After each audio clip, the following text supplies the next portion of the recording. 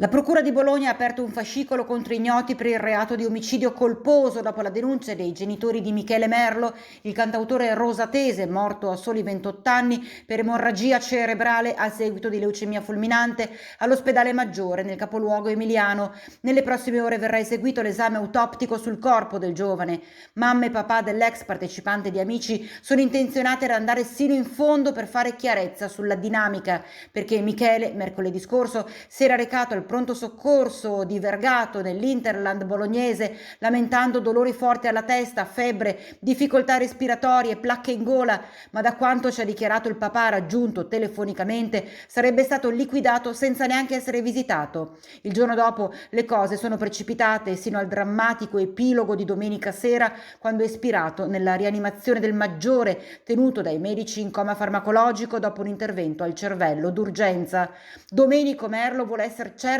che non ci siano stati errori o omissioni antecedenti il ricovero, che potrebbero così aver determinato in maniera irreversibile le sorti del figlio. In costante contatto con lui il sindaco di Rosà, dove è cresciuto Michele, Paolo Bordignon, si sta aspettando il nulla osta dopo l'autopsia per il ritorno a casa del corpo e l'organizzazione dell'ultimo saluto a Michele. Nel frattempo anche l'azienda sanitaria di Bologna si è mossa facendo partire un'indagine interna per ricostruire tutto il percorso del giovane a cominciare proprio da quel primo accesso a Vergato.